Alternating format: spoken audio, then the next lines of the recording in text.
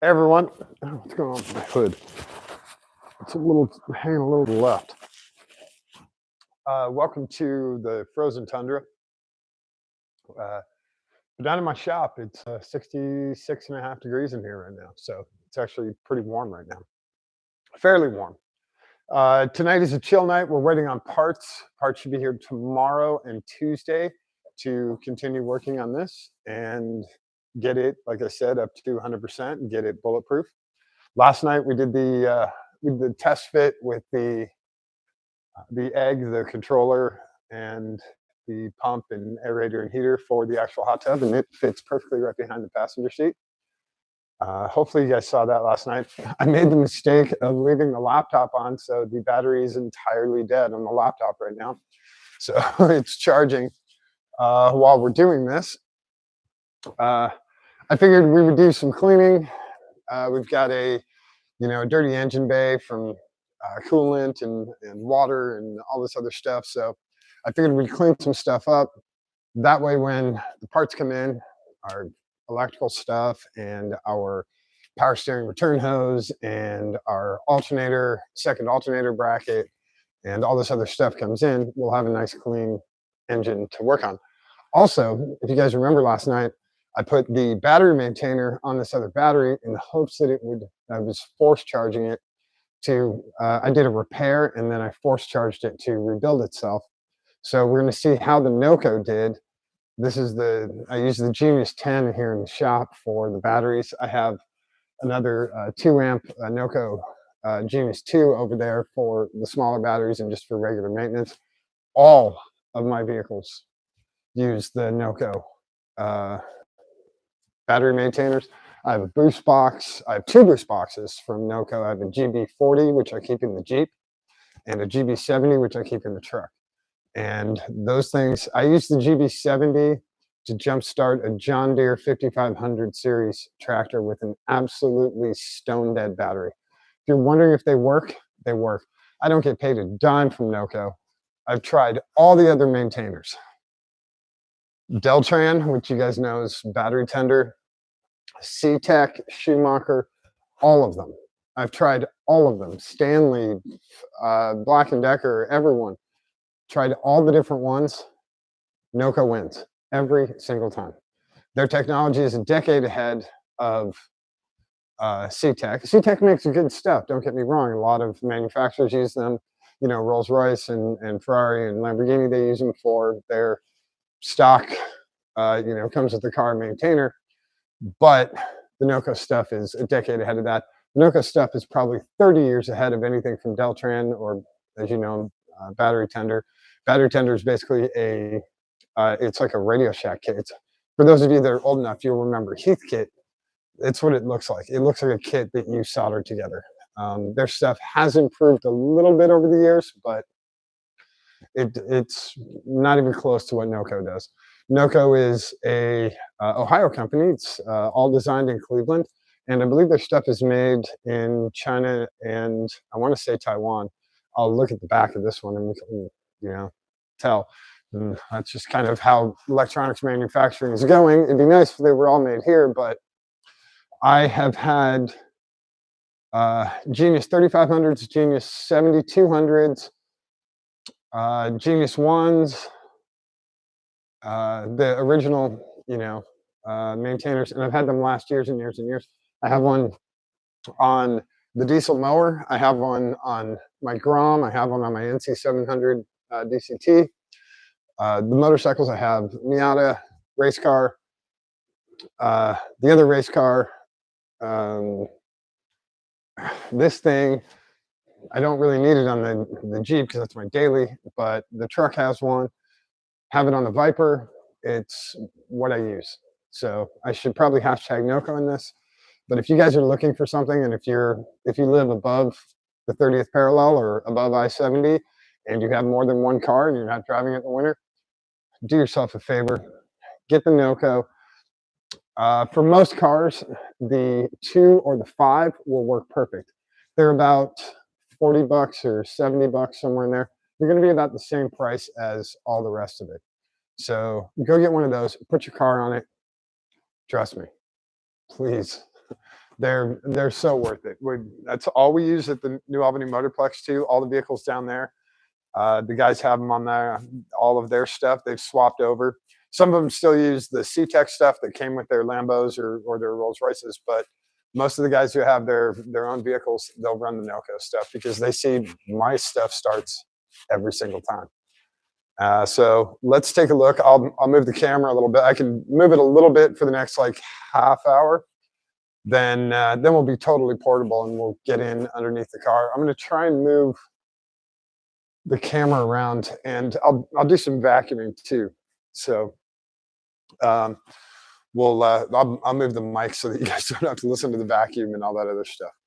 So that's where we're at. Let's check the Noco. I have not popped the hood yet. I set it down there last night on force charge, and so I'm waiting for you guys. I got to take these tape measurements off. These are for the airbags. I was measuring travel on the airbags. We got 7 inches up front and we got 6 inches in the back, which is pretty impressive. So let's take a look. The battery is right here in the corner. And, oh, look at that.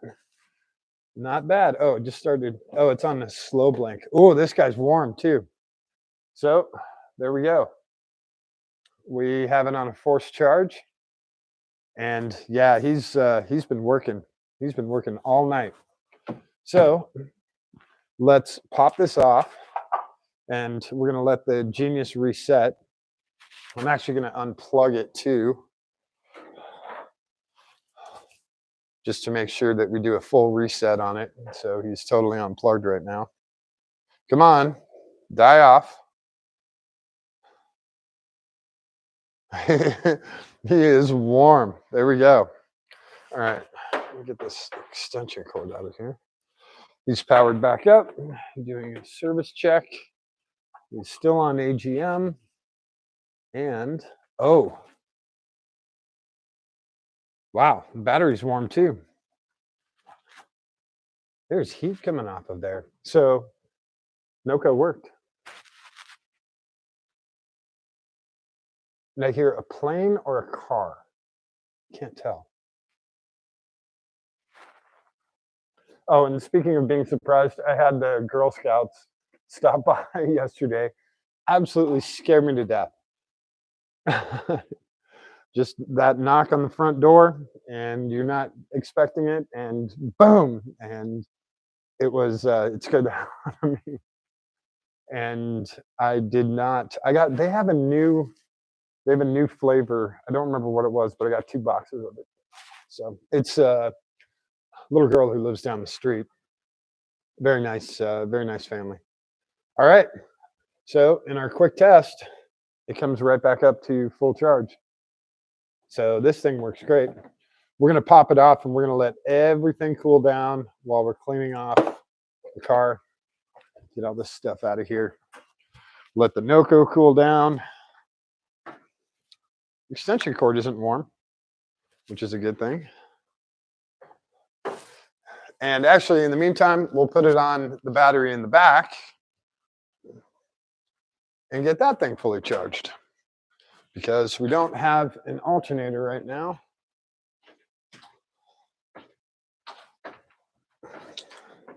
Why does this key do this? It has such a tough time back here. So, okay, yep.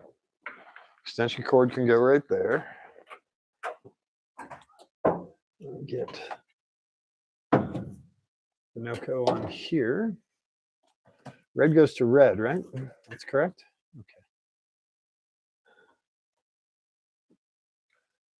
Okay. Okay.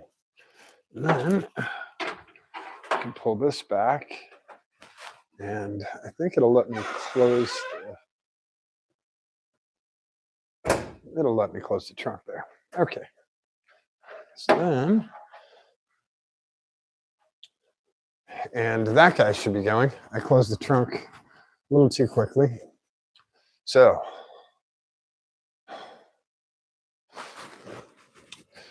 I'm going to raise the car up a little bit because, as you can tell, it's like really low. I mean, here's the the fender is just above my knee, the top of the fender. So, I mean, it's really low. I might raise the car up just a little bit to make it easier to work on stuff because the hood is kind of in the way. Plus, if I'm going to close these doors, I need to raise it up. So, oh, compressor's not on, and we're out of air. Not quite out of air. Let's see if we can get the back up high enough to get these doors closed.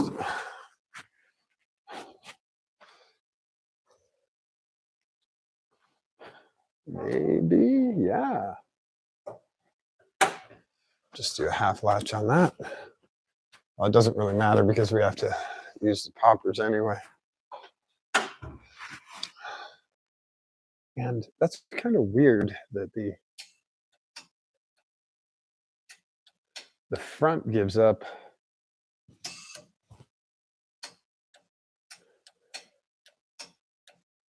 The front doesn't inflate, but the rear does.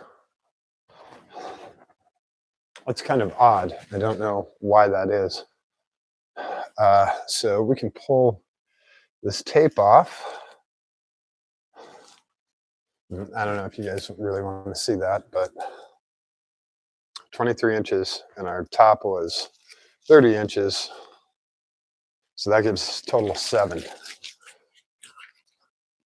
Very content with that. 7 inches of drop, or I should say 7 inches of travel, because it raises it up about 2 inches from original, a little bit more, maybe 2.5. So we'll take it.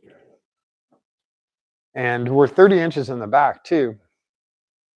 So the car does sit, the fenders actually sit pretty level. So now we're back to just a plain white and black car. And I'm gonna get this lift arm out of the way so I don't trip over it anymore. Anyone in the group? No, no one's in the message. By the way, we are brought to you by Rockstar. I don't know what number it is today.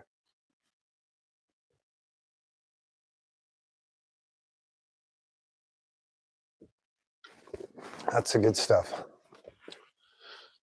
Oh.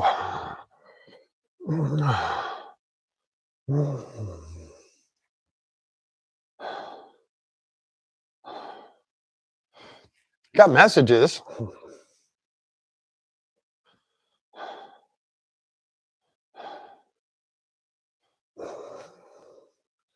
I don't know what all these people want.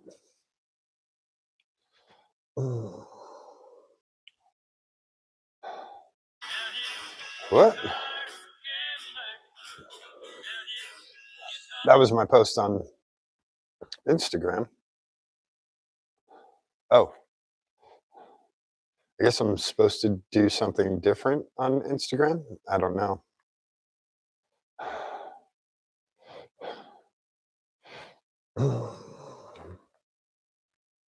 I'm still, Instagram has so many features and so many different ways to do things. It's hard to keep up. It is hard to keep up. See, when the lock is all the way down like that, it's really hard to get it to release. All right, that thing is going. So we have 2 air compressors running now, which is a good thing. We want both air compressors, and I'll let them run because we have both running. Since we have both air compressors running, it will fill the tank faster, and we're trying to get to 200 psi. So you have 2 air compressors working to get the tank to 200 psi. There's a switch back there. When it hits 200 psi, turns off the air compressors. And it should take about 5 minutes for them to load it up.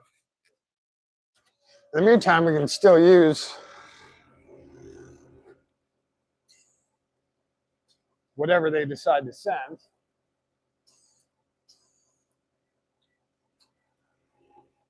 It takes a little while for them to fill up. They're doing pretty good though. We're gonna put lights on charge because I didn't do that last night when I left the shop. I was a bad kid. The good news is it's my shop. So, man, these lights, they have been used. USED. And I have a lot of stuff here that needs to get parked. A lot of paper towels.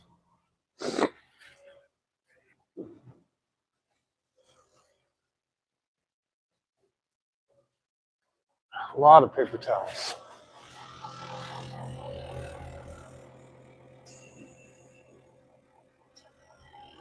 So that's a little bit better.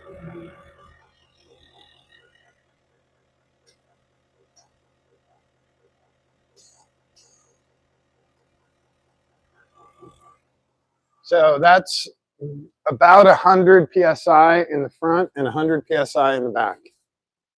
And this is kind of max ride height. This is where, and I guess I'll show you guys. Measure from the floor through the center of the hub. No, it's not quite. We've still got about an inch to go. But an inch and a quarter. But it's pretty close. This is kind of,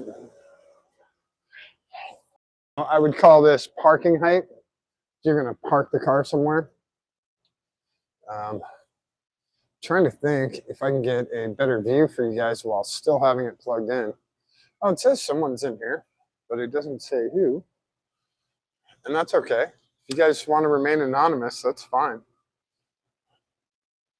If you guys want to say something, you are welcome to.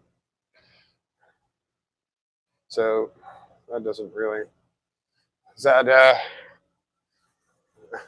is that any better? How about if we go back here a little and then rotate in? Is that a little better? You can still kind of see the engine bay. For those that don't know, we have a 383 from Blueprint Engines, 383 stroker. We have 455 horsepower and 485 foot-pounds of torque in a car that's 26 feet long. And will weigh close to 4 tons when it's all done, filled with water and everything else.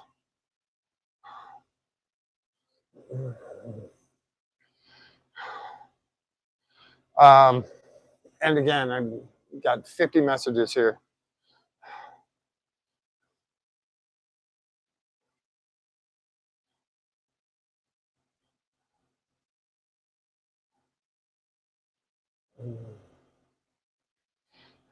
All right.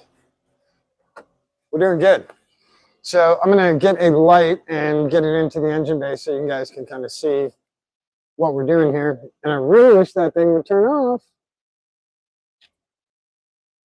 I really wish it would turn off.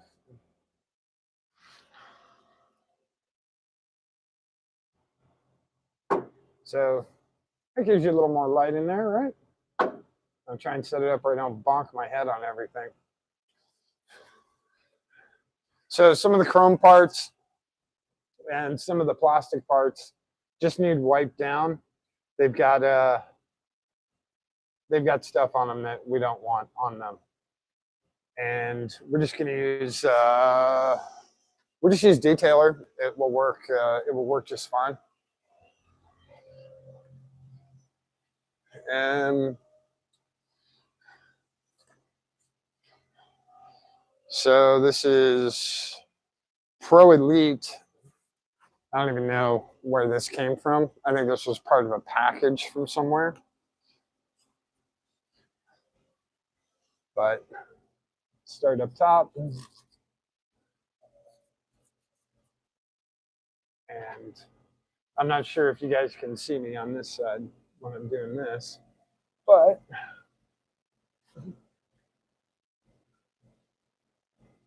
see how clean this can get it. Yeah, not too bad. Better than everything that was on there before.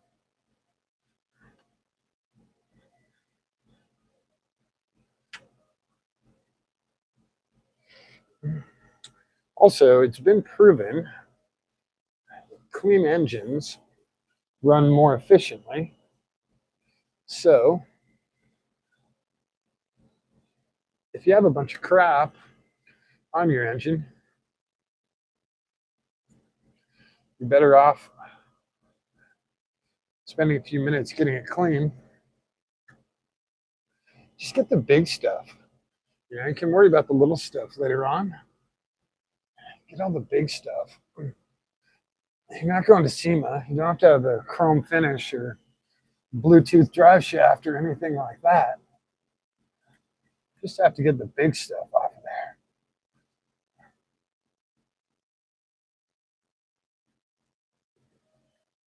Any of the stuff you see that it's going to pit it or dig through the chrome or dig through the powder coating or anything like that. Get that stuff off there. That's a lot better.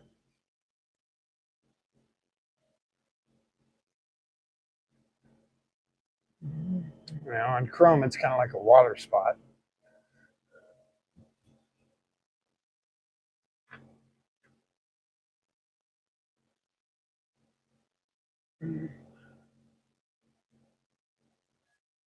See, there we go. That's 200 psi. We have a very full tank in there. And it's automatic, so when the compressor senses it go under, I think it's a 180 pressure, then it will kick back on the compressors. So eventually, we will just leave that switch on. Eventually. So I'm getting the underside of this too. And this is cut out here for the fuel line. Although I'm not sure how necessary that really is. There's the fuel inlet right there on the Sniper. I'm gonna have to get some chrome polish on this. This stuff doesn't want to come clean real easy. But it's how it works. We'll blast it again. And again, we're not going to SEMA. We're not trying to win any trophies at any award shows or anything like that. We want our engine bay to look like we give a shit. We actually take care of it. Because prior to me, people did not take care of this vehicle at all in any way. They slapped it together and shot their music video with it and then left it to die, you know? And my buddy Lance and I didn't think that was fair. We didn't think that was fun. We both love having fun. And he knew that I could bring this thing back to life and that we could have a very, very good time with it. And we are going to. We're going to have an absolute blast with this car. Once this whole polar vortex bullshit stops.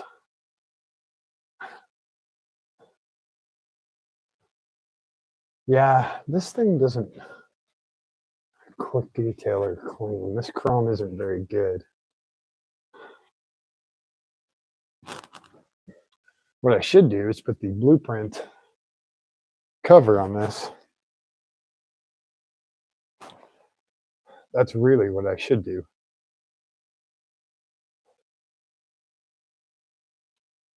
Yeah, he doesn't like Doesn't like that detailer very much. And brake boosters, because they're hydrophobic, they suck water, they eat water, they tend to take the moisture out of this, and then it starts to corrode. And so when you get a new brake booster, a really good idea, when it's totally empty and totally out of the car, clear coat it with 3 or 4 coats of clear coat on the vacuum part and on the reservoir part. You can actually take it apart. There's a bolt here and there's a bolt here. Clear coat it. Just clear coat it. Simple. Do 3 or 4 coats. Do 5 or 6 if you really want. That'll help keep it looking pretty new. It just has to have some kind of protection on it to keep that moisture out so that it doesn't stay in and get, and get sucked in. So get our head here.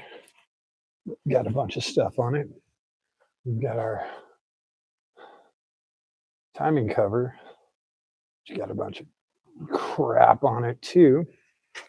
So I'm going to get what I can from this side and then come back over there. That was my heel. Okay.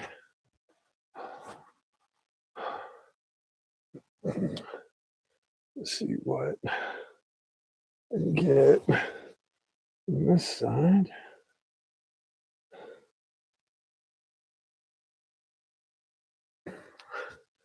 And see if we can get this head cleaned up. Whoa. Oh, okay. That should not be doing that.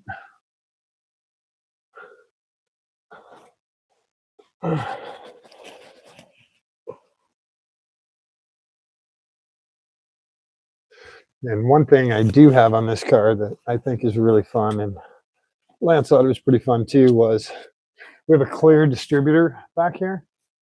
I don't know if you guys can see that. The clear distributor lets you watch the spark as it goes around and ignites each of the spark plugs. It's kind of interesting to watch. If you're into really, really tech stuff, it's pretty interesting to watch. So one of these plugs got moved around. So we're going to re-move it around because these guys should go kind of like this, this, and like that.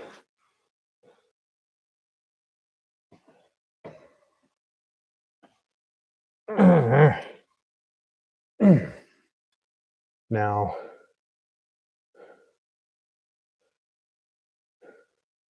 yeah, I'm okay with that. There's no good way to do that around there. So that's okay. The plug's away from the header, or the wire's away from the header. I don't know how else. I mean, let's try this. Try a slightly different route.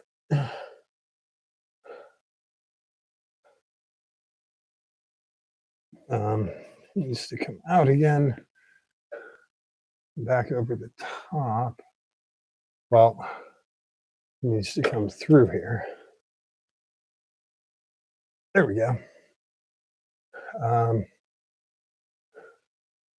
So he comes through there and then onto here. He comes over the top. There's a couple different ways to do this. I should get actual real posts, but so far these have actually been okay. I do have one wire that needs help. There we go. Now he's on. So, yeah, that should work all right. Just need to keep the plug wires away from the headers. On one of the other sides one of the wires on the other side, he got a little close and he got mushed. Yeah.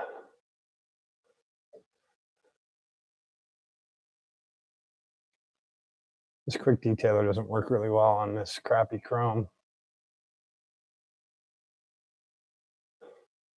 But that's okay.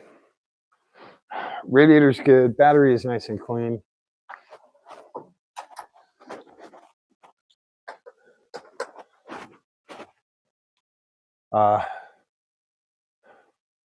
Rest of this stuff can kind of be power washed.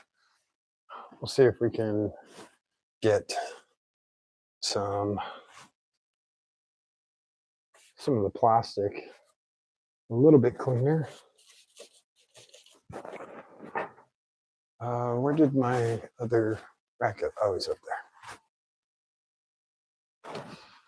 there. Oh yeah.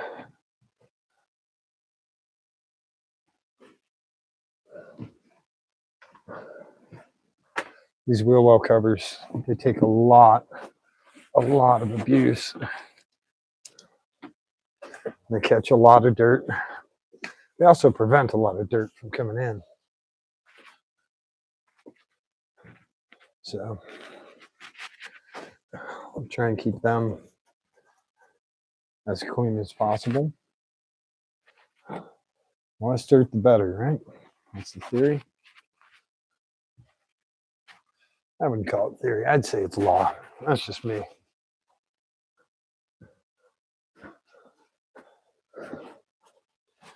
And our power steering return hose will be here tomorrow, which is also good news because that's the only leak we have right now in the car, and that's because of that second alternator bracket I tried.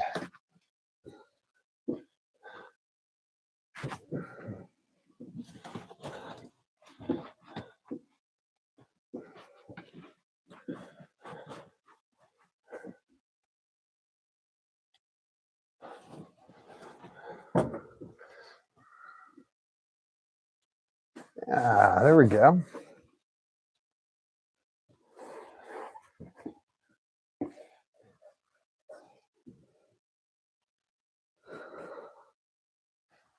Some of this stuff has been on here since 1980, which would make it what, 44 years old. Wow, this car's almost 45 years old.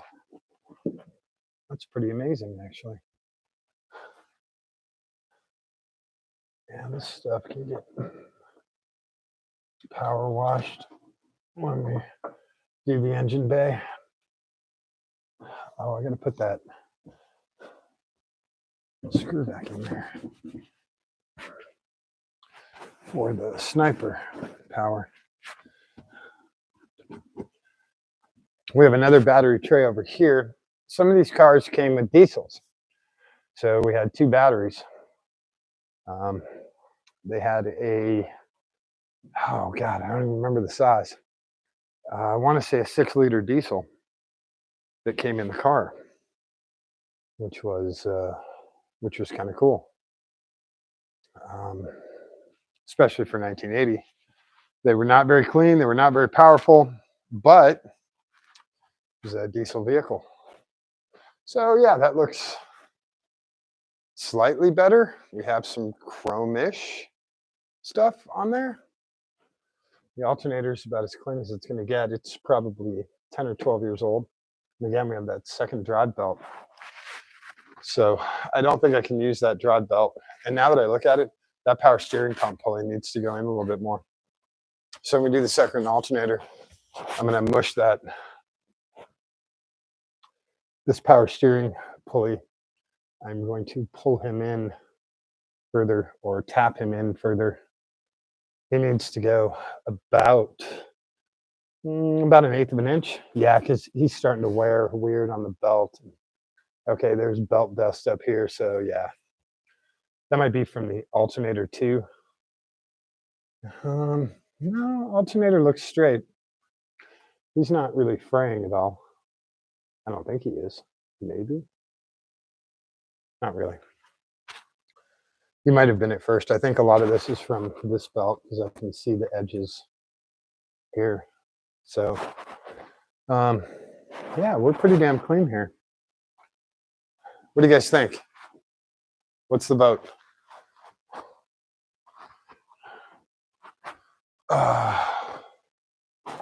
Wow. You guys like it? Not bad? Not bad for a 1980 Cadillac limousine.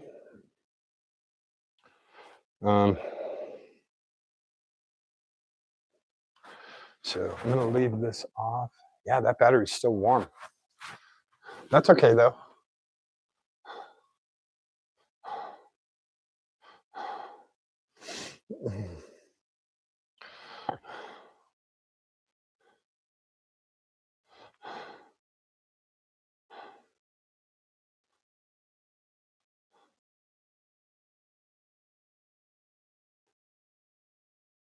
Whoops.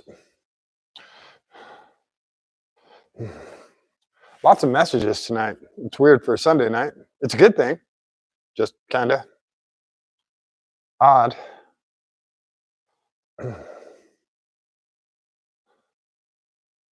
Wait.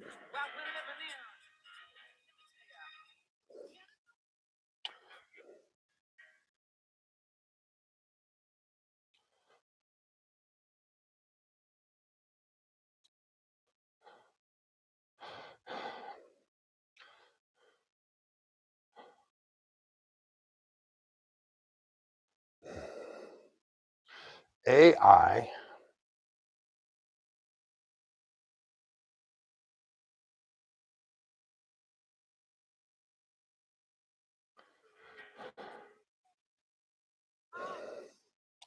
A friend of mine used a Jamiroquai song in their reel, in their story. So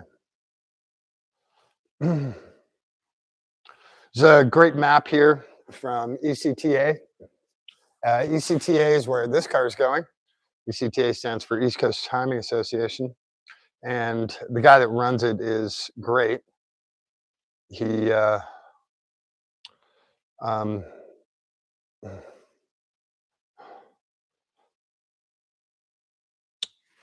he's super excited for this car to come down. He said the only thing we have to do is put a cage in it if we're going to run, and that's just for insurance reasons. So we're going to do a bolt-in cage.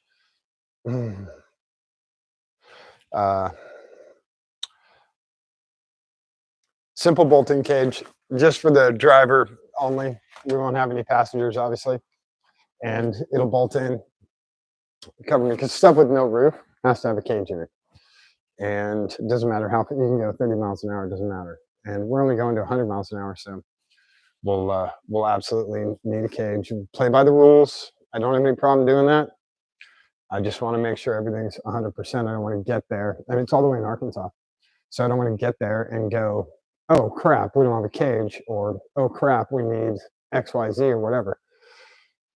So car's been at 80 and it's been smooth as silk. It was loud as hell, but it was smooth. And then tires are rated to 140. The engine can absolutely handle it. We'll get the shifts right on the transmission. There's a vacuum solenoid on TH 400s that let you adjust the shift points, and it's kind of a pain in the ass to do it because you have to keep removing the vacuum line, and there's a little screw inside. It's hard to explain. Oops, keep losing this bag. Get back here, bag. There is a, let me see if I can find something kind of similar. I don't really have anything similar. So it's like this. But there's a vacuum line that attaches right here. This goes to the transmission. And inside of that, you put a little screwdriver and you can adjust where your shift points are. And on newer transmissions, they obviously have an electronic controller that it changes it. But this works off vacuum, off of the carb. And so it'll shift according to that. It'll set your points according to that. and it's kind of a one and done and sort of sets a range. Whereas with the new electronic controllers, you can do wherever you want. You can have it shifted 900 RPMs, and then at 3,000, and then at 2,000, and then at 7,000. You can set it wherever the hell you want. But on this, it's all kind of set with a vacuum with a certain pressure.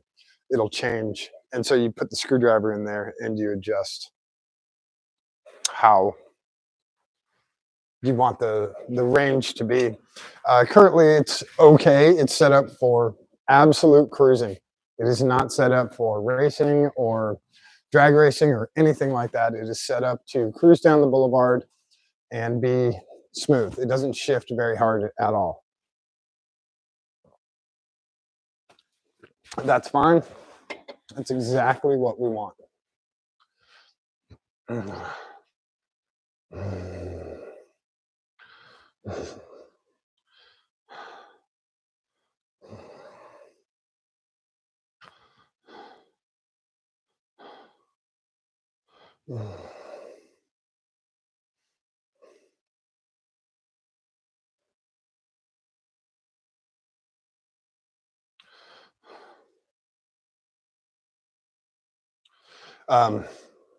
Oh, something in the group message. Oh, what do we got?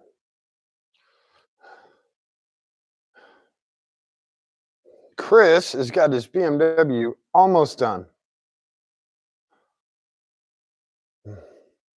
Absolutely awesome. I'll just show you guys. So, whoa, come back here. He just posted there's a picture of it. Chris has got, all right, now everyone's replying in the group message. So he's got his BMW almost all the way back together, waiting for the snow to thaw so he can take it out. That'll be great.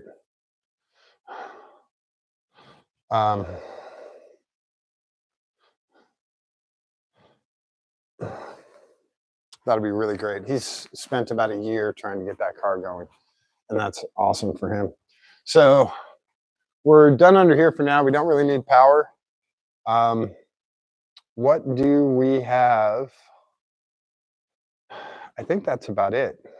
Like I said, we're waiting on the second alternator bracket. It'll go right here, and the second alternator will be a lot like this one. It'll be kind of out here, and it won't bump into this return hose, and it'll line up with the pulleys. I have to get a different pulley for this, so we can run that alternator off the water pump pulley. That will be awesome. I guess depending on where it goes, I could get a longer alternator belt pulley. Yeah, I don't think so. Because that guy has to go. Yeah, maybe, depending on where the alternator goes, I might be able to just run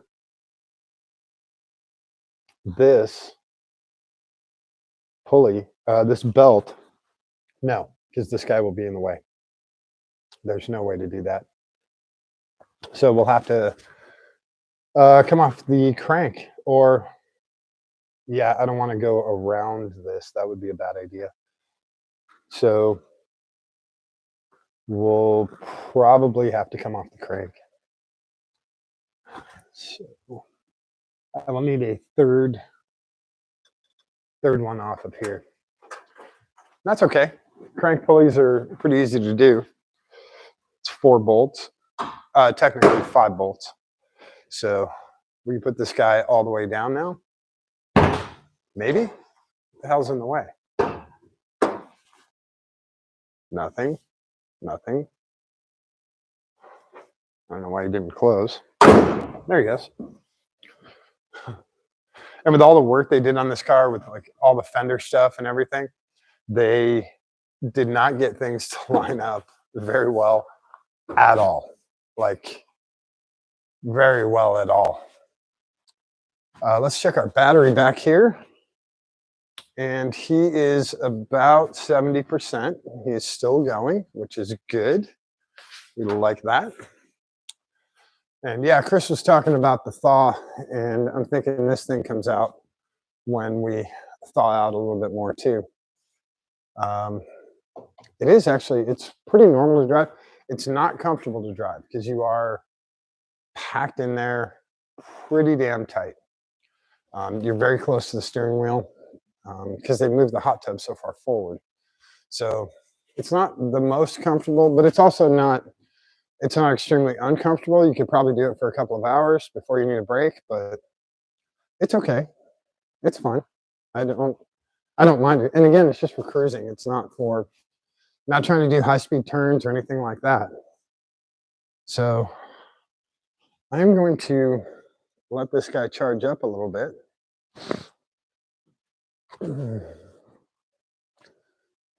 Also, we have a power distribution block coming for the air compressor, air compressors, plural, the relays for those, and the power for the solenoids, the up and down solenoids. So a nice distribution block. We'll have main power coming from the battery in the back that feeds that, and then from the distribution block we can run, I think we can run almost a dozen different wires. So that will be really, really nice. I am going to go to the bathroom, and I don't want to do that on camera. So I'm going to run to the bathroom quick. I will be right back with you guys, and then we'll start wiping the car down, see if we can get some of this stuff kind of clean. It's okay clean, but I can't power wash it right now because it's 15 degrees outside. Thanks, Alberta. So yeah, I'll come back and we'll see if we can't get some of this stuff a little bit cleaner. I know the graphics, you can still see the lines from those dumb graphics. God, they were so bad. So bad. All right, I'll be right back. Okay.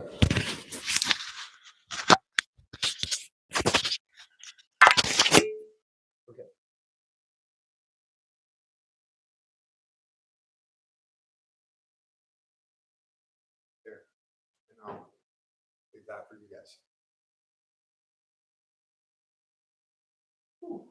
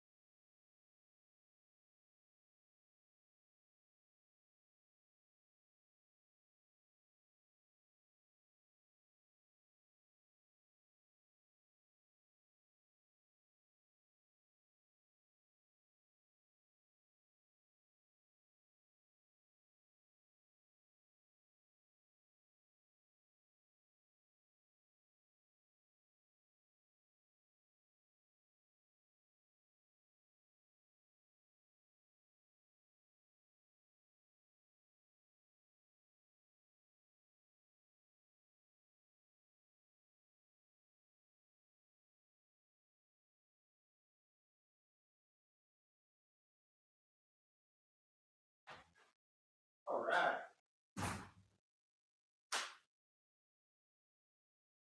Way better. Thank you for your patience. Thank you for your patience. All right. Whew. Mm.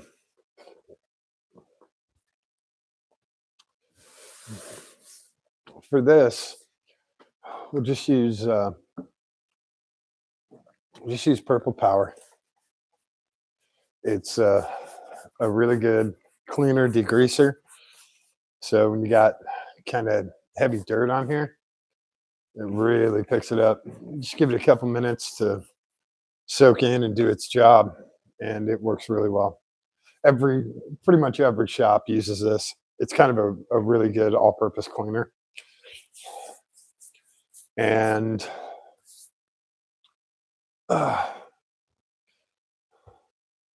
get a reasonably clean cloth here.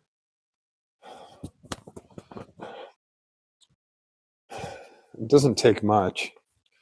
The bigger parts are like the vertical surfaces. You can see the streaks.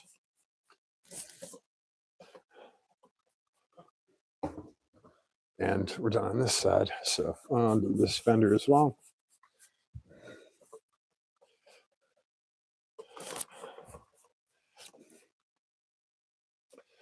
And this stuff doesn't dry very quick, but you got to be kind of quick with it. So we will do our quickest. And again, this is super simple cleaning. This is not a detail by any stretch. This is getting big dirt and big grease off of here wherever we can. That is all that is.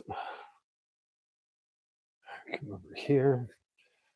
This corner, big chunks of stuff. I don't know what that is.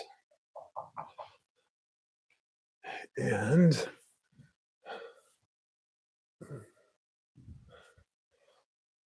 I know all of my detailing friends are peeing their pants right now because I'm using Purple Power on a painted car. But problem is, this paint wasn't that great to begin with. So I'm not hurting it at all. All I'm trying to do is get this car reasonably white again.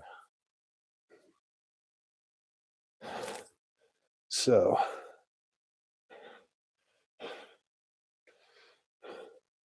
use Purple Power because it's a very good deep cleaner.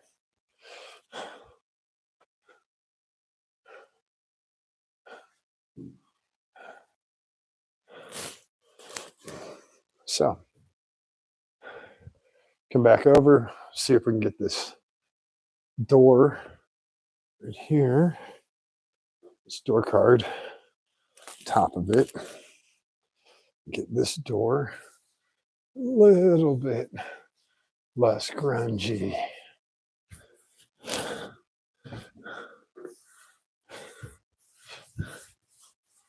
Maybe. God, this car goes so deep. It goes way underneath here.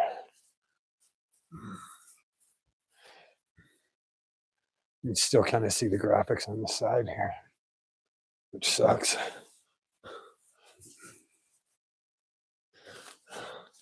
This car has a ton of metal on it. A ton.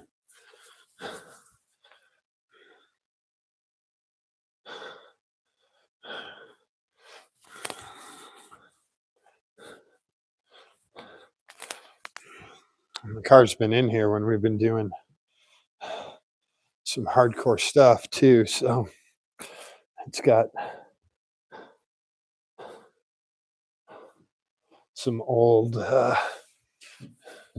dust and dirt and stuff like that on it. Whoa, come back here. It'll be nice when it all gets painted.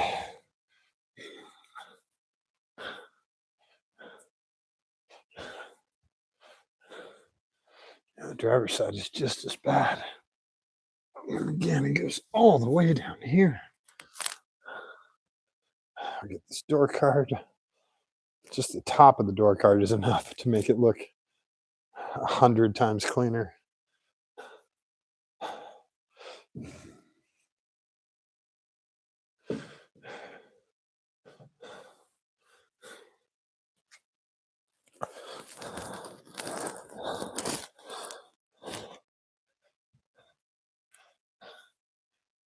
God, the old graphics on here.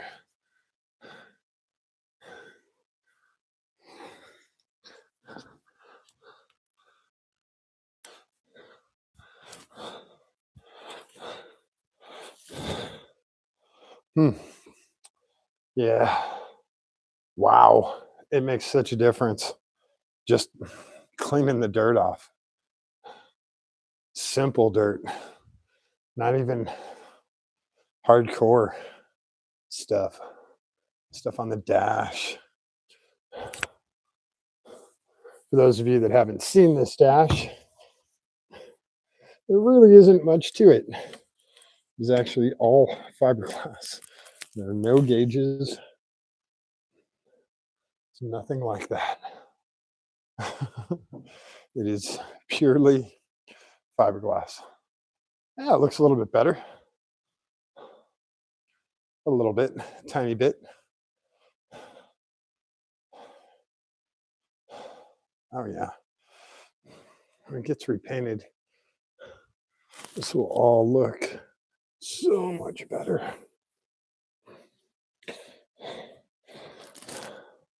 What's funny is trying to figure out where that dirt comes from. I mean, yeah, sure, there's stuff in the shop, but man.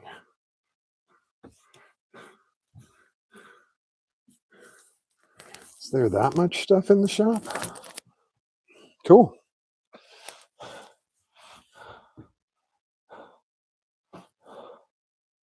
Okay.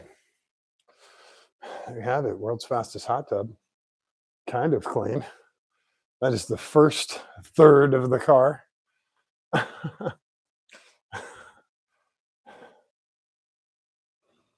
Let's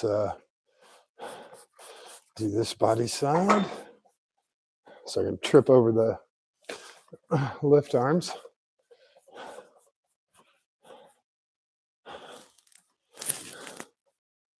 Do the back.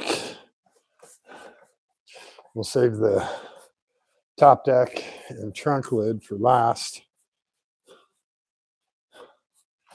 You know, it was funny. I did a Facebook Live a couple weeks ago, and the location where I was at. I'm gonna move this for you guys. Is that wheel stuck? No. The location I was at, the guy actually, I was near his property. I wasn't on his property, but he could see me from his house. And he drove all the way down to where I was at and talked to me for about, I don't know, half an hour about the limo. Super nice guy. And his buddy came down, and his buddy had a first gen Bronco that was really, really, really nice. And we talked for a few minutes. He was obviously a big car guy, really nice guy. Definitely knew his cars. He was the GM guy, and his buddy was the Ford guy. And they were pretty blown away by the car. They had never seen anything like this.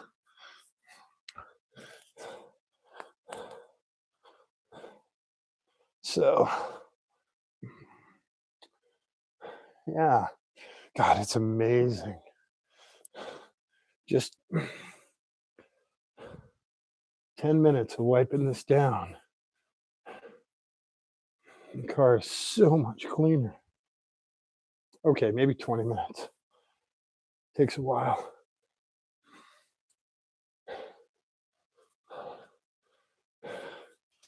but just looks 5,000 times better.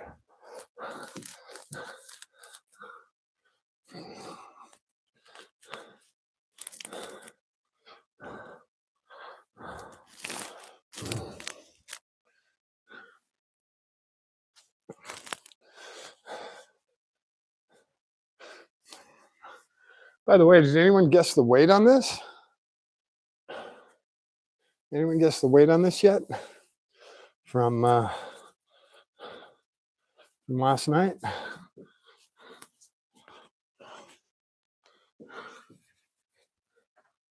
No? I'll have to go back and check the comments. But as far as I can remember, I don't think anyone guessed the correct weight of the car.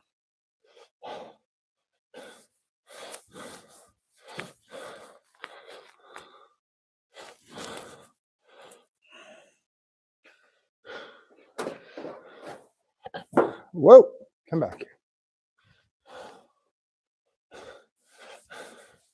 It's not like a clay bar. You can actually shake this out. Clay bar you cannot shake out. If it touches the ground, it's done. Throw it away.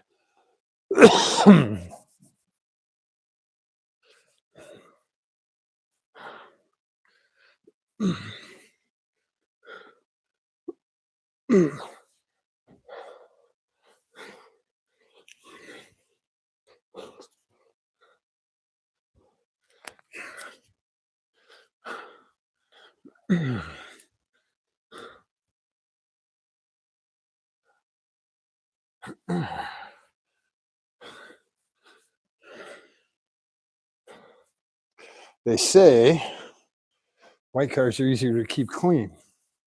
And they say that black cars are the hardest to keep clean. And as the owner of both black and white cars, I would have to say both are right.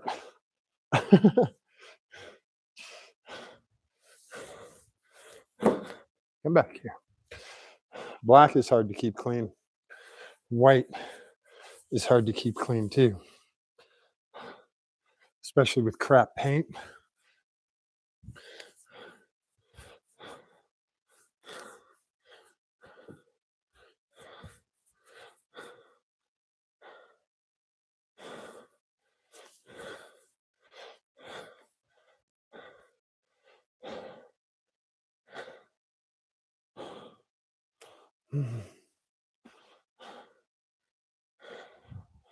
Especially with crap paint.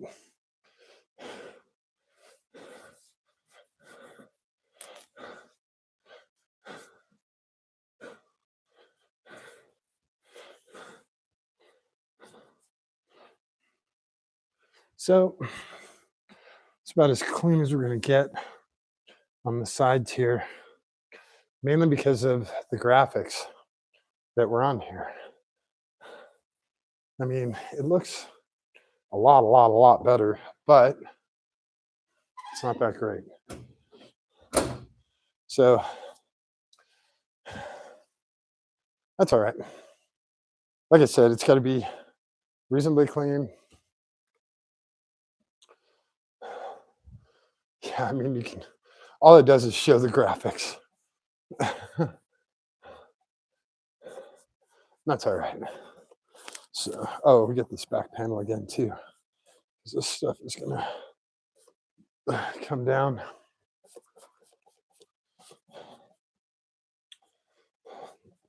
I'm sure there's way better stuff to use on this fiberglass top, but for basic cleaning, I think the purple power will be all right. That heater out of the way. Yeah, fairly clean car. Fairly. It's hard, man. It's hard to keep this thing clean.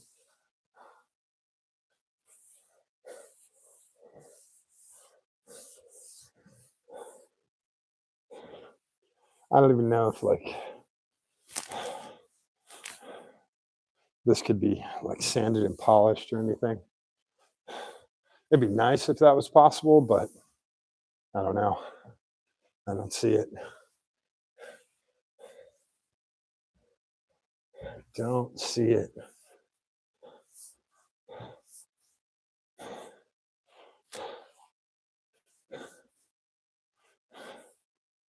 I heard a interesting thing about YouTubers, and a lot of YouTubers are retiring, which I thought was kind of interesting.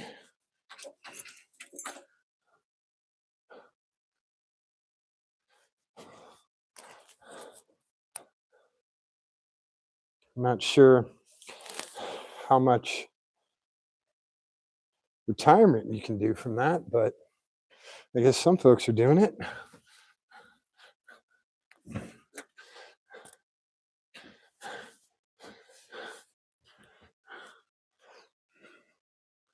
Good for them. If they're content with what they've created and they're off to other adventures, awesome. Go for it, my friends. All right. Get these tail lights, these LED tail lights. Yeah, this thing's done.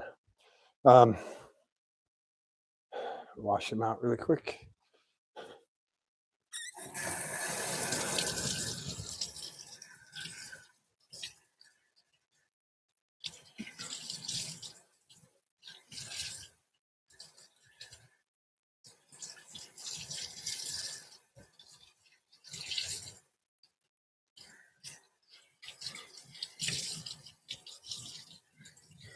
Cool. He will be ready for the next round of cleanup after he gets washed. That guy is not going to work. That guy's not going to work. All right, we got to find another cleaning cloth here. Not that guy. Definitely not that guy. Here we go. Here's a good guy. Green. And see if we can't get the top deck a little bit cleaner.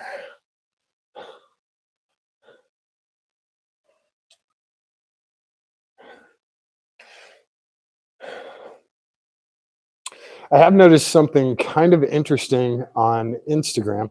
It's not interesting at all. It's how do you explain it? It's what's to be expected, male versus female when it comes to followers. Eh, the disparity is unbelievable. And when I say unbelievable, I mean, if guys weren't so into women, they would be crying out for equality. That's how massive it is, the difference.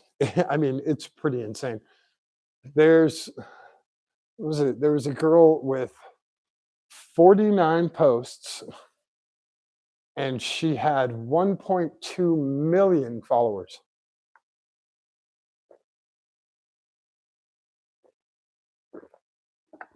That's less than 50 posts, more than 1 million followers. The question is, did she buy them? Probably not. My guess is she did not buy them.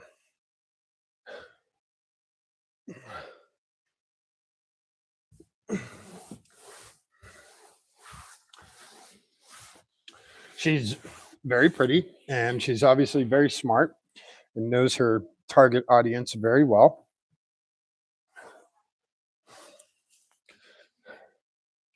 But if guys saw that anywhere else, they would jump up and down and they would cry and scream up a huge storm. Oh, it's not fair. It's not fair. It's not fair. And demand somehow there's fairness coming from somewhere. Instagram or Facebook has to make it fair for everyone, whatever that may be, whatever that may look like. But, and if, there's obviously, that's not everything on Instagram. There are lots of women with, 1,000 followers that are also very pretty and very smart and all of that. But there are far more with six-digit follower counts and triple-digit posts than there are the other way around. It is amazing. Amazing.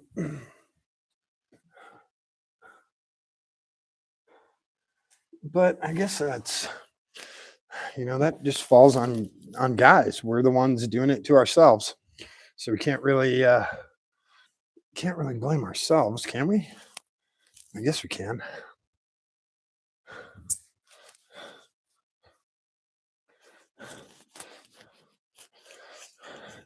Trying to get the walls of the tub a little bit cleaner. They got dust and sparkly crap all over them.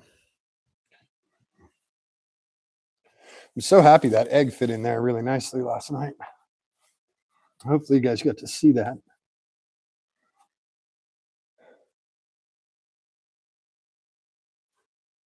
That was a pretty big step for this car. Make sure all that stuff fits in there nice. Yeah, there we go. That tub looks a little bit better. I still got to fix the whatchamacallit, the caulking.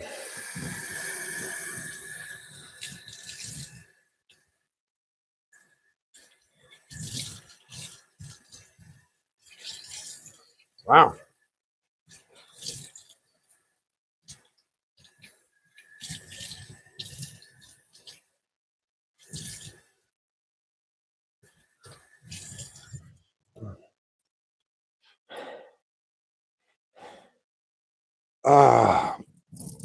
Okay. See if we can't get a little more of this out of the tub here.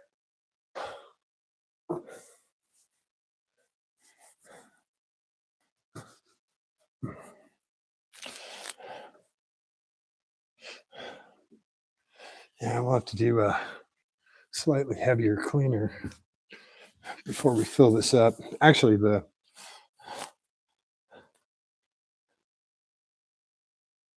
cleaning agents in the hot tub water should take care of most of this. It'll eventually peel out. Eventually. Eventually.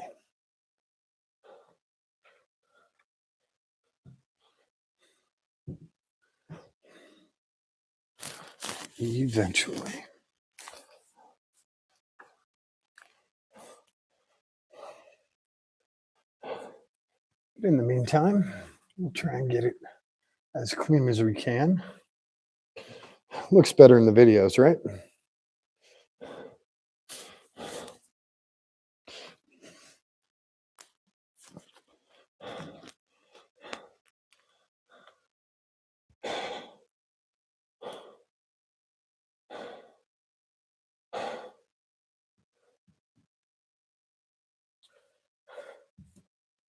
You guys will have to tell me what you want to see with this car, because I can do a ton with it.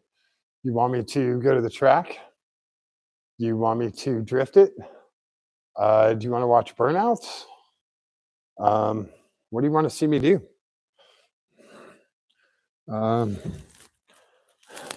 Cruise A1A, cruise Rodeo Drive, maybe.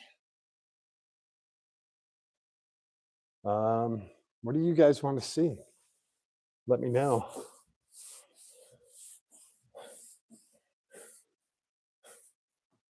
I don't know if you can hear that. It sounds like sandpaper. That's how bad this trunk is.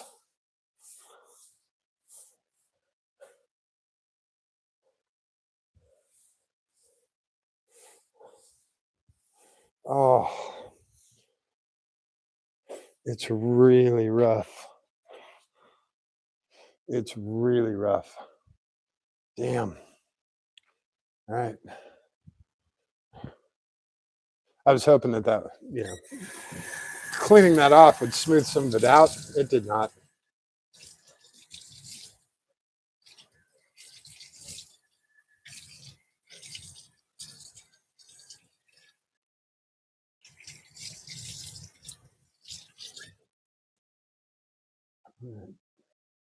Try this wet rag again. Let's see how we do.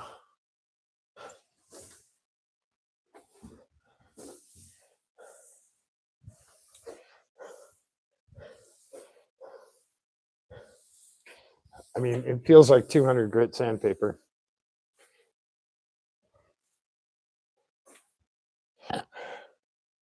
It's kind of working, but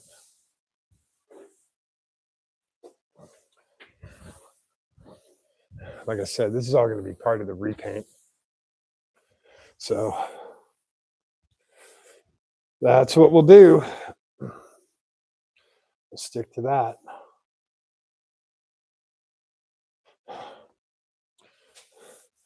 Now we just need to find a good painter who's not backed up for 15 months,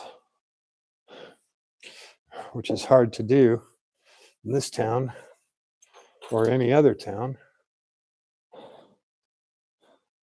But we can try, right? Yeah, it looks a little bit better. At least it doesn't look like it's been in storage for 15 years.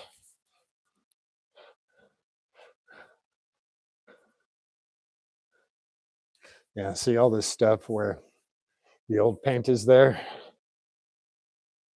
It's not working.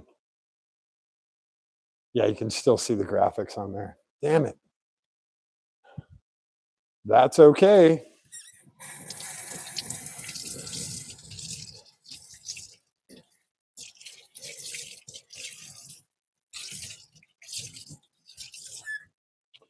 That is okay. Oof. Whew. That's fun. All right. So let's see how portable we are. Uh, oh, it's on hold at 80%. So sorry about that. I didn't know it was holding anything. So there's the limo, kind of clean. I've been looking for grill material for this and for this, and it's hard to come by anything that looks halfway decent. This is 217, so I need 18 by 36, 1.5 by 3, and it's just hard to find the what's going to look good in there, what's going to protect the radiator, and what would match the other stuff up front, when we do the monitors and stuff like that. I don't know. I might just stack headlights in there, just LEDs. I could do a stack of probably 4 LEDs and just do them vertical. 2 on the outside are the regular headlights. Well, we would have the turn signal on the end here, and then we'd have 2 regular headlights, 2 high beams, and just hook them up to a toggle, call it good. That might be the easiest way to go instead of having the screens. I would love to have the screens in there. That would be great.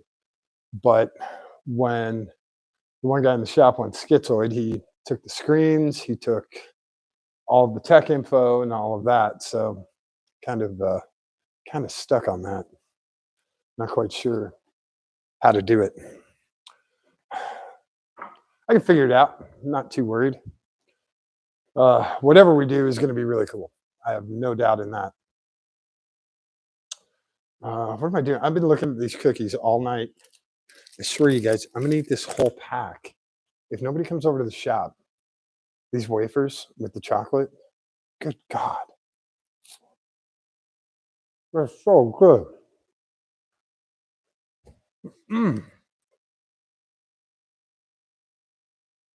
So this is what you guys get on here. These are real cars. There's no editing. There's no bullshit. There's no fancy graphics. There's no setups. Everything is live. Everything is real. I was talking with a friend of mine who's another car guy, and he does stuff for a couple other, not a couple other, but one other channel that I'm just not hot on. I think they're fake as hell, and I think the people that they work with are slimy and greasy. I don't want anything to do with them, but the other guy's a friend of mine. So I was talking with him, and I was thinking about collaborating with him on some of the builds that we're going to do, that I'm going to do. I changed my mind. I don't want to associate with any of those people, and I'll associate with him, no problem. But I know that they'll want me to join in the group, and I don't want any part of it. No part of it. So I'm just going to keep going, and I'm happy to work with, with other people. So those who enjoy seeing what actually happens versus 45 minutes of something. And I know people want it packed into a nice tight little package. That's fine. There are also other people out there that want to see what you're actually doing. And that's what I'm here for, not for the other side. The other side wants a pretty fake package that's, you call it reality TV, but it couldn't be less, it couldn't be further from reality.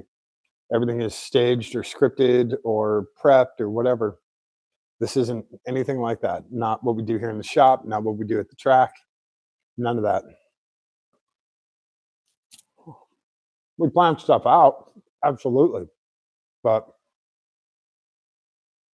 we don't like put an engine in a car, go and drive it, and pull the engine out and say, okay, we're going to go put the engine in, and it goes in magically. We don't do that.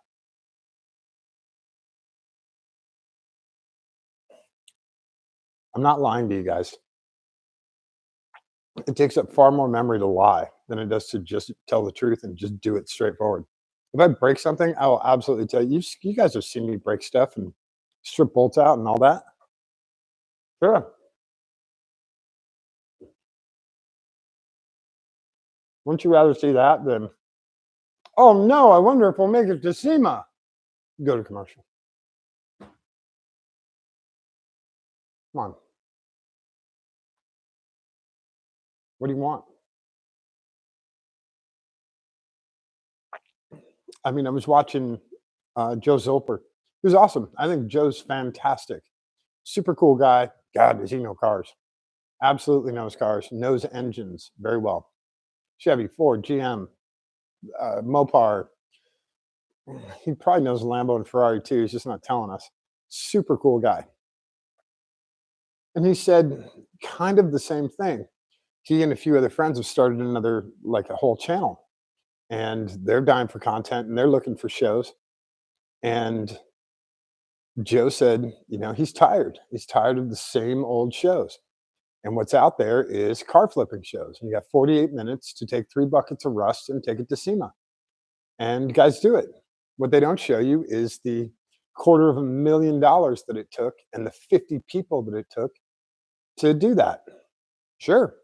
You want to take this to SEMA? Awesome. I'll need about $250,000 to $300,000. I mean, 8 to 10 guys, a whole shop, paint shop, and full audio video guys. And, I would need a whole crew. And you're looking at $500,000 to take this and put it on the floor at SEMA. Sure. If you want to do that, if you want to pay for that, I will do it. I will get the people here. I will find the facilities. I will get all the parts. I'll do all of that. But the reality of it is, this car's not going to SEMA. I don't think it is. Maybe if we set the world record, it'll go. But I should say maybe when we set the world record, it will go. But it's not. That's not the plan. That's not the goal.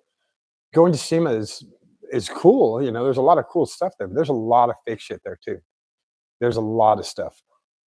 Don't believe me? Go look on YouTube. Go check out the guys who find the fitment problems and the paint not finished and Bluetooth drive shafts on the big trucks. It's a super common, common thing.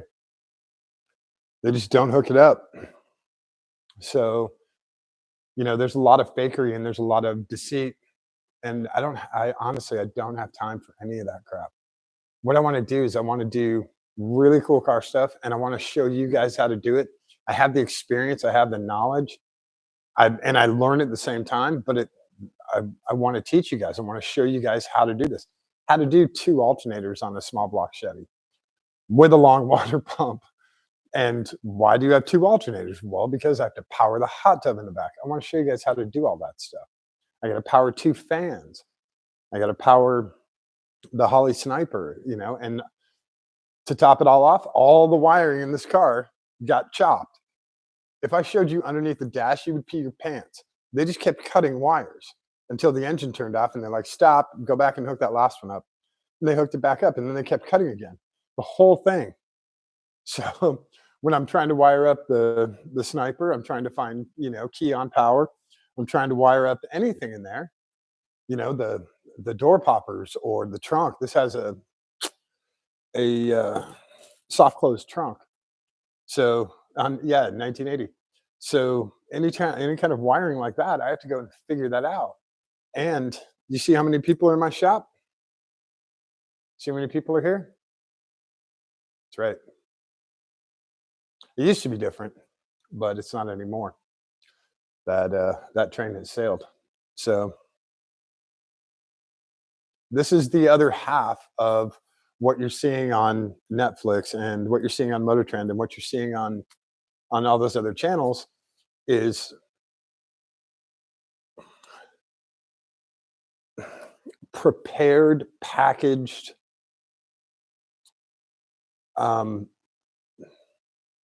it's the Wizard of Oz. It's don't look at the man behind the curtain. I'm the guy behind the curtain. I'm the guy who will show you that I, shorted out a spark plug wire, and I'll do it live and I'll leave it up there because I don't want someone to make that mistake. Oh, the wire was resting on the header when you first fired up the car. See, lesson learned. I learned a lesson. You guys learned a lesson. It's the whole point of this is learning and teaching the next generation, getting them interested in it. Because guess what? Without people actually doing stuff, there is no SEMA. There is no racing. What you're seeing is you're seeing guys get in cars and go like hell. You're seeing, models posing next to incredible paint jobs. Well, guess what? That car has to be built by someone. That car has to be painted by someone. And that car has to be maintained by someone. And if you don't have those people, you don't have any of that crap. That's why I think PRI should be 5 times the size of SEMA, because PRI has all that stuff. It has the people who do that and make these things. And then SEMA has a couple of people, the body guys and, some of the paint guys and some of the wheel guys, and that's cool. But PRI is where everything happens. And that's why it's funny to see like PRI is, 1/8 the size of 1/8 the size of SEMA. And that's odd to me because without that, if all you do is you have paint and stickers, that's great. We offload it off the trailer at your Cars and Coffee. Is that how you do that? Or do you drive it to your Cars and Coffee? Do you drive it to the track? Do you drive this down Daytona Beach with a hot tub full of water? What do? Do you park it in front of the hotel in Miami? I guess you can do that. But I think it's a lot cooler to drop the bags and cruise A1A. That's me. So I salute guys like Joe Zolper and his teammates at their new channel. God, I forgot the name of the new channel, but he's got Builders Brawl. He's got a bunch of other stuff. Joe's like me. He's no bullshit. He's straight up. So I appreciate that. I I totally respect that. And Joe's watched me do burnouts before, so he probably doesn't remember me, but that's all right. It's it's stuff like that that keeps this whole thing going. So you won't have those car flipping shows if you don't have people who maintain it, because once the car gets sold, what happens then? Well, obviously the salesman doesn't give a crap about the car; it's gone. He just wants to move product. So what happens when the owner is like, "Hey, you know, I need shocks on this." Well, guess what? That's not on the show. They're not putting that on there. That's not glamorous. That's not, shiny and sparkly, right? So they don't put that on there. You never get to see that. But on stuff that I do, yeah, you get to watch me tear apart the suspension 50 times to get those airbags in there right. Yeah. Or not 50, maybe 10. But still, you get to, I have one up on how to do knockoffs, how these work, you know. Who else is doing that? You know, think about it. The stuff you're seeing and the stuff you want to watch is kind of, it's, I guess it's the difference between baking a cake and buying a cake. Anybody can buy a cake. That's pretty easy. Baking a cake is a little more difficult, but damn, it's still pretty good. That cake is that cake is really good actually. So something to think about. What do you want to see? If you're here watching this, then you obviously want to see how to do it. If you are watching the other stuff, you don't give a shit on how it gets done. You just want to see the sparkly ending. You know, you want to see them. You want to be amazed that they brought in, two trash bags and two bumpers and said, "Hey, I want to make this win best in show in SEMA." And you don't see that it took them 4 years to do it. And go check out Kindig. I love Dave. His builds are amazing. But what you don't see is the duffel bag full of cash that the guy brought him. What you don't see is the timeline, like that GM Dreamliner that he did that took 4 years to do. Was it 3 years to do? It took a long ass time to do that. You don't see all that. Yeah, it's a 2-part special, but that's only, what's that, an hour and a half of actual video? You got 20 guys working on that.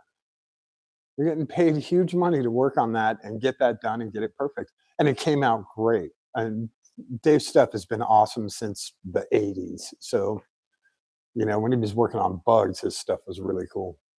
When all he did was VW bugs, it was cool. So, that's what you don't see. And you might see a time lapse in there, them like moving the bus into position, whatever. But you don't actually see everything that goes on. You get, the frame's going off to get powder coated. And that's it. You see it go out the door. You don't see any of the powder coating. You don't see who's doing the powder coating, how much it costs. You never see the costs on stuff. Never. Never will they show you the prices on that, LSX that they just dropped in there. They won't show you the prices on the the full suspension kit, Mustang 2 suspension kit they're doing for some hot rod 34 Ford. They're not going to show you the prices on that stuff. No way. Oh yeah, twin turbo Coyote. Yeah, we just got this from Summit. How much was it? Can average Joe go get one for $45,000 like you guys did? Yeah, you're not going to see that stuff. Uh-oh. Uh-oh. Rockstar. Just got the last one here. So anyway, I don't mean to rant. Just letting you guys know what to expect here and what not to expect. Don't get me wrong. I would love to have this thing. What is the Cadillac color? Pearl diamond, pearl white diamond, whatever that Cadillac color is. And it's from Oh God, I want to say 2006. It's this beautiful white, and I would love to have that car this color. I'd love to. I would love to have Bryce from Kindig's shop paint it. Love that. That guy's a great painter. He does really, really nice work. Guess what? I have a $25,000 budget on this car, and half of that's gone. So for Bryce to paint this car would be 50 grand. Easy. And it might happen in the next year. Nope. That's just paint. That doesn't include the 455 horsepower engine. It doesn't include the engine I got to get rid of, and the other engine and the other transmission. It doesn't include, you know, we spent half of this build on the engine and wheels and tires and airbags. You know, I got the hot tub controller for $100. And don't get me wrong, that's you can get that same kind of thing from excuse me, from Motor Trend over at Roadkill. Those guys, they're awesome. Those guys are brilliant. Unfortunately, they they do half-ass stuff on purpose, and that kills me. You know, using a self tapper to ground out a fuel pump just straight into the frame. I get it. You guys are on a road trip and it's hard and it's at night and you don't have lights and you're in a hurry and you don't want it to rain on you and all this, but those guys they're way, way smarter than that. Way, way smarter. And they do it for I guess for the clicks or the attention or whatever. But man, I would much rather watch those guys kick ass with really good positive stuff instead of the half-ass stuff, instead of duct ties and zip tape, uh, duct ties and zip tape. You guys can have that. Zip ties and duct tape actually show people how to do this. When you have a blown big block, don't cut a chunk of the frame away to fit an alternator in. Don't do that. You're smarter than that. And I know you're doing that for clicks. Jesus. I know you guys are way smarter. I know you guys are. And it's sad that's what people want to see. It goes back to the same thing on Instagram with, 49 posts and 1.2 million views. That's, people want to see TNA, and that's what they're looking at. You know, the the other guys I really like are Mighty Car Mods. They've evolved over the years. I've been watching them for I watched them for a long time when they first started out, and they've started to do a lot of different things now. And Moog's now doing Top Gear Australia, which is cool. But I really liked what those guys were doing because they were doing it on a smaller scale, and they were doing very different things than what we see here in the U.S. They were doing key cars, and they were doing um, a lot of Australian stuff, and that was cool. I really liked that because they were taking two-wheel drive and making it four-wheel drive, so it's JDM spec, and they were doing um, simple test. Does a black intercooler work better than a silver? If they paint it black, does it actually work better? And it turns out it does. They were doing simple tests and easy stuff, and they weren't hacking things apart just for clicks. They were, showing people that they were doing stuff, and they slowly built up. And they had a lot of cool characters on the side. They had who was the Yoda guy? Uh, Subaru Yoda or something like that. He was awesome. And those guys were great. Um, they went to Haltech and they had a great time at Haltech. The Haltech folks have always been really nice. Um, Stuff like that is cool, and that's really good content. And I think that's good for people to watch, especially for kids to watch because they can see that they're doing it.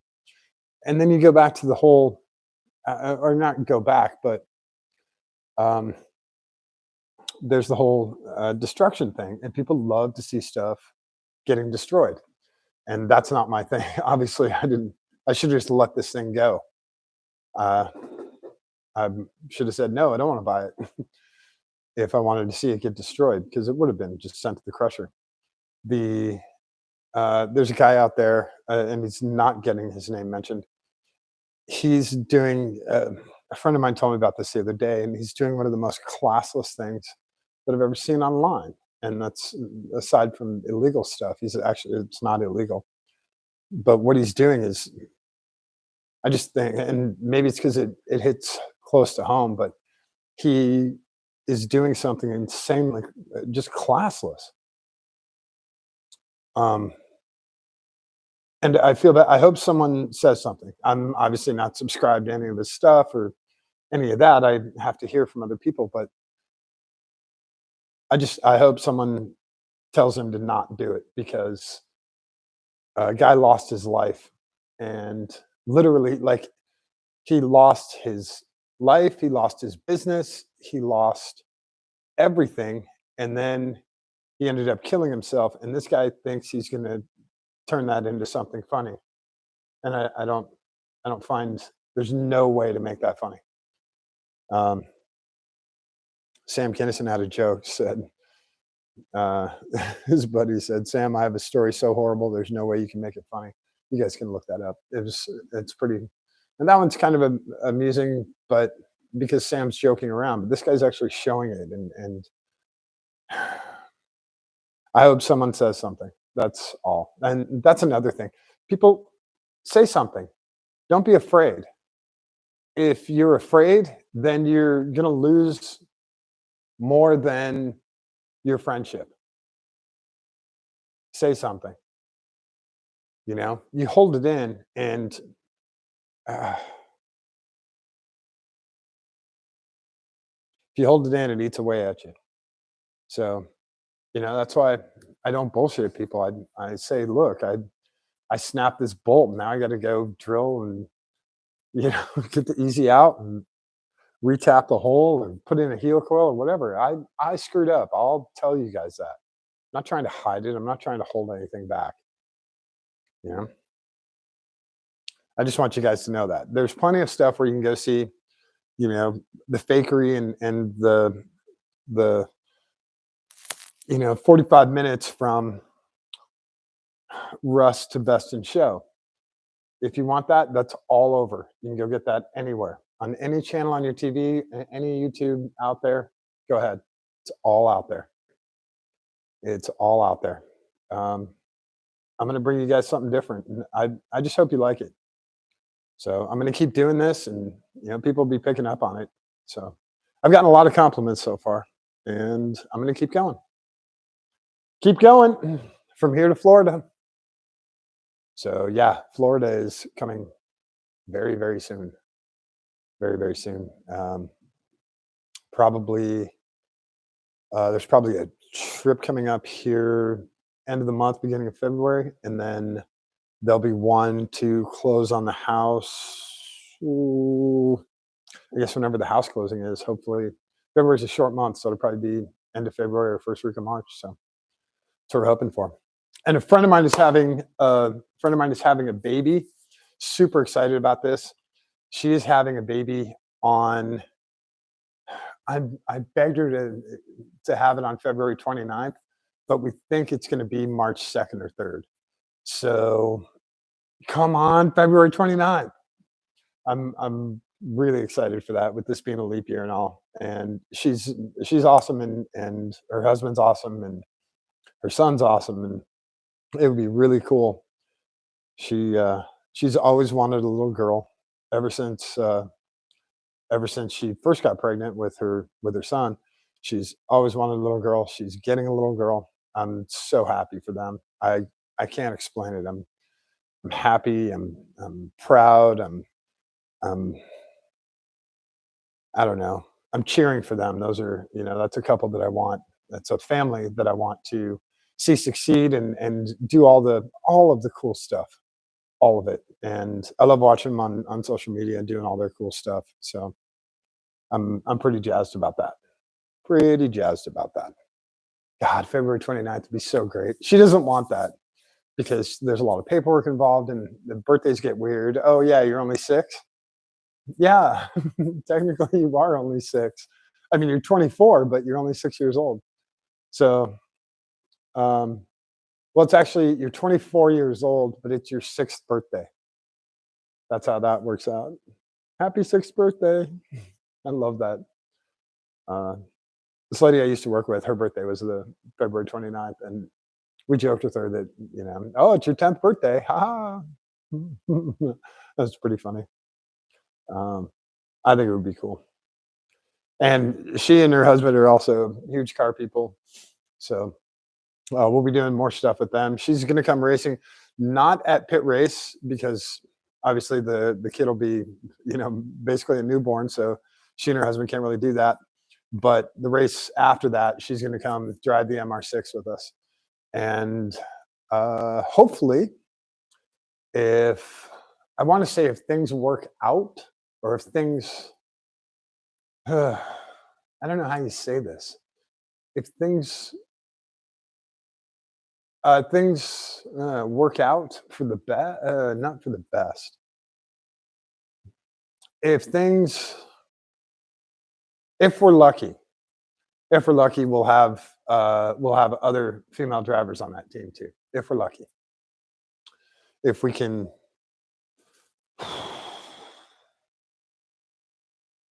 if we can do it, if it's possible, if it's feasible, that would be fun. Um, Other thing, going down to Florida, going to do some drag racing, which will be a lot of fun. Uh, Probably drag race this, take it down the track just to get a quarter mile time with, full of water and everything, just for fun. And just to, see what the Blueprint 383 can do in a car that weighs almost 4 tons. And then we'll be doing some regular stuff with super stock cars, which would be a lot of fun, a lot of fun. And in Florida and northern Florida, it's literally every weekend. There is a drag race or an open track literally every weekend. So at a couple of them, like at Bradenton, I'll probably get a season pass just so I can go up there and practice. Um, that'll be a lot of fun. So when I do my trip down there, I'm going to try to make it over to one of the weekend events. Definitely check out Florida Street Scene. They keep you updated regarding Bradenton, and there's a ton of Florida stuff from Tampa to Miami. They do all of. I've literally seen 10 car events up to like 4,000 car events. They cover everything. They research it all and post all that stuff. So Florida Street Scene is who you want to follow. I think they have a YouTube channel, but they're definitely on Instagram and definitely on Facebook. So definitely go follow them. And I will catch you probably at one of those when I'm down in Florida, because those usually turn out. You have the event during the day, and then you have drag racing in the afternoon or the following day. So, or the events at Freedom Factory and then drag racing at Bradenton, and they're literally next door to each other. You can not even throw a rock. You can step from one to the other. So tons of stuff like that. I'll go live as much as possible from there because I love having you guys, with me enjoying, when I'm enjoying stuff, hopefully you guys are enjoying it too. So I just want to, try and share it with you. All right. It's midnight here. And I have a ton of work that I got to finish so I can do a ton of work tomorrow. And hopefully get, let's see, I haven't checked the weather, but I think we're still freezing tomorrow. Weather. Oh, yeah. Yep. 36 degrees, 31, 36, 43, 38. I need to get out of here. I got to get out of here. Oh boy. It deep freezes all over the place. So lots of snow. This would be a good time to go to Florida. Definitely a good time to go to Florida. What do we got up here? Nothing. Okay. That's it, you guys. I appreciate you hanging out. And if you have any questions, anything, please put it in the comments. happy to answer anything. I don't hide from anyone. I don't anything like that. Uh, if I don't get to you right away, I will eventually get to you. I promise. And we're going to keep going on this car. We're going to keep going on the new drag car build. Uh, I've got some chassis lined up, which is going to be really, really cool. And we're going to keep racing. I'll keep you guys updated on the MR6 and the racing. We're doing that, and I'm also going to. We'll talk about instructing later on too. I'll probably be doing a lot more instructing this coming year between Ohio and hopefully down in Florida too. So we'll see how that goes. Definitely need to get back into instructing, which I love doing. I love doing it here. I love doing it in the car. So that is the plan. And hopefully you guys will come along for the ride. Like I said, this is no bullshit. This is all straight up. So if you guys enjoy it, keep coming back. Definitely tell your friends. I'll keep doing it. So if you guys will keep watching it, I'll keep doing it. And pretty soon we'll be totally portable. So I'll be able to have like a GoPro on me or a handheld or something. And you guys can come when I do dig in underneath the car. You guys will actually be able to be with me. And also we'll be able to do remote locations. So we'll be able to go to the motorplex, we'll be able to go to the beach. We can do all this stuff totally portable. It'll be a lot of fun. I got a new gimbal coming too. So we'll have a lot of stuff, a lot of cool stuff coming. I really appreciate it. And thanks you guys for hanging out. Definitely subscribe and let me know if you want to see something different. If you want to see something else in here, I can move this car. And this is just a convenient place to store it right now. And if you guys want to see the Viper in here, or the ACR, or the MR6, or the motorcycles, whatever you guys want to see in here, let me know. We'll come up with a project for them. I've got small projects for everything. If you want to watch me break down boxes and go to recycling, we can do that too. So thanks everyone for hanging out. And like I said, you're welcome to come by the shop if you want to hang out. I mean, you guys see, we have the, yeah, why would that turn? We got the chairs right there. You guys are welcome to hang out and or help out. That is entirely your call. If whoa, that got turned way too far. If you guys want to do that, you're welcome as well. So thanks for hanging out. I really appreciate it. And don't forget to show someone you love them today. Give them a kiss on the cheek. Give them a kiss right on the tip of their nose. Show them that you love them. Hold their hand. Give it a squeeze. Just a little one. It doesn't have to be huge. It's not a handshake with John Cena. Just a little. Show them that you love them. It's really, really important. It goes a long way. Trust me, I know. I know how far it goes. Thanks, everyone. I will catch you on the next YouTube Live. Hope you all had a great weekend. We'll see you soon. Cool. Look at that clean car. It's not really clean.